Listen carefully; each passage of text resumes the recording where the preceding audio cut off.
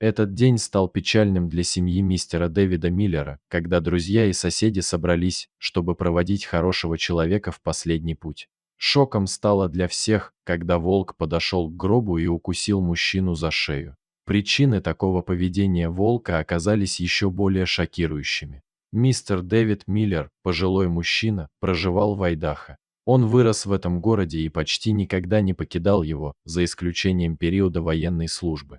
После нескольких лет службы он ушел в отставку и жил один. Мистер Миллер проживал на окраине города и часто сидел по вечерам на своем крыльце, любуясь закатом. Дэвид предпочитал уединение, он был добр к своим соседям, но всегда сохранял определенное расстояние. Его единственным компаньоном был маленький мальчик по имени Уилл, который жил в соседнем доме. Дэвид ласково называл его малыш и часто угощал того сладостями. С ним он делился историями о своих военных подвигах, ведь он был врачом, помогавшим раненым солдатам на поле боя. После долгих лет службы на войне Дэвид вернулся домой, но ему не хватало захватывающих сцен на поле боя. Так старик вел тихую жизнь с простыми привычками. Каждое утро он вставал на прогулку, наслаждаясь свежим воздухом, а затем наслаждался чашкой утреннего чая перед тем, как провести день, погруженный в чтение на своем крыльце.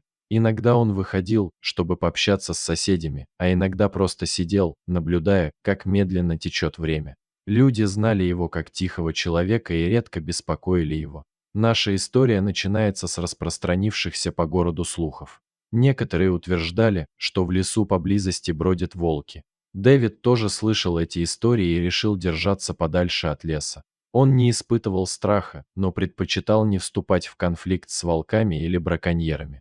Он знал, что слишком слаб, чтобы убежать, если что-то случится, поэтому не хотел рисковать. Он сидел на своем крыльце, испытывая глубокое удовлетворение. Старик был убежден, что вся жизнь, включая диких животных, заслуживает защиты. Когда некоторые его соседи приняли решение охотиться на волков во имя собственной безопасности, он высказал свое неодобрение. К сожалению, его мнение было проигнорировано, и охота продолжалась. Однажды вечером мистер Миллер сидел на крыльце и услышал шорох в своем сарае. Сначала он не был уверен, но взял фонарик и пошел проверить. То, что он увидел, оказалось совершенно неожиданным. Большой волк спокойно сидел среди коробок. Страх вначале овладел им, но затем старик понял, что волк не представлял угрозы. Позже он увидел огнестрельное ранение на ноге, из которой текла кровь. Дэвид взглянул на волка и понял, что животное было слишком слабое, чтобы двигаться, не говоря уже о том, чтобы прыгнуть и напасть на него. Он не мог позволить ему умереть таким образом. Когда Дэвид собирался подойти к зверю, услышал шум, кто-то стучал в дверь. Волк зарычал, и Дэвид попросил его быть тихим. Старик вышел из сарая, закрыв за собой дверь. На его крыльце стояли трое молодых людей. Они спросили мистера Миллера, видел ли он волка, пробегавшего мимо, поскольку он обычно сидит снаружи, читая книгу. Мистер Миллер ответил, что был занят дома и ничего подозрительного не заметил. Старик осторожно открыл дверь и обнаружил волка там, где его оставил. Подойдя ближе, он увидел, что волк тяжело дышит и болезненно скулит. Казалось, он понимал, что человек хочет помочь ему. Бывший доктор осмотрел его ногу, извлек пулю и перевязал рану чистым бинтом. В последующие несколько дней он кормил волка в сарае и обрабатывал рану. За это время у них появилась глубокая связь. Ночью мистер Миллер подсаживался к волку, лаская его шерсть, чтобы убедиться, что тот чувствует себя комфортно. Он был осторожен, чтобы соседи не заметили животное. Для тихого и уединенного человека это было несложно. Однажды ночью волк почувствовал, что у него хватает сил, чтобы встать на лапы. Мистер Миллер проводил его в лес и отпустил. Хищник немного колебался, но затем убежал. Каждую неделю они встречались ночью в сарае старика, где тот кормил волка. Со временем его визиты становились все более редкими, но встречи никогда не прекращались полностью. Дэвид понимал, что жизнь возвращается к обычному ритму, и считал, что так и должно быть.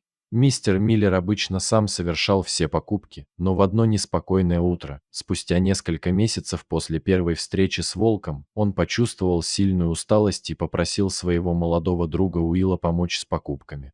Он написал список и вручил его мальчику, который отправился в магазин за продуктами. Тот был рад помочь другу и обещал все купить. Вернувшись, мальчик увидел, что старик лежит на полу, и он вызвал скорую помощь. К сожалению, мужчина больше не дышал. Его доставили в местную больницу, где он был признан мертвым. Весь город был опечален известием о смерти старика Дэвида. Хотя большую часть своей жизни он провел в одиночестве, он оставался постоянной опорой для соседей. Он был дружелюбен и отзывчив ко многим людям, и в день его похорон соседи и друзья собрались, чтобы проводить мистера Миллера в последний путь.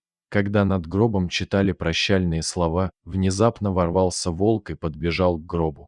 Не прикасаясь к мужчине, он просто стоял неподвижно рядом с ним около минуты, а затем укусил его и убежал обратно в лес. Удивленные присутствующие не могли понять, что произошло. Но тут мужчина резко поднялся из гроба. Люди были в шоке и не могли в это поверить. Доктор, находившийся среди них, объяснил, что укус волка фактически спас жизнь старому Дэвиду, открыв дыхательные пути и облегчив его страдания. Мистер Миллер не умер, на самом деле у него был анафилактический шок. Тем утром он поел французский тост с пшеничными отрубями, что вызвало у него сильную аллергическую реакцию, закрывшую дыхательные пути и вызвавшую состояние, похожее на смерть. К сожалению, маленький Уилл не был в курсе аллергии своего друга.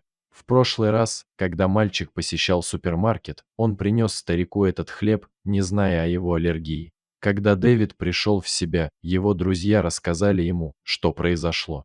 Он постоянно спрашивал о волке. Спустя несколько недель мистер Миллер вернулся домой из больницы, надеясь снова увидеть своего друга.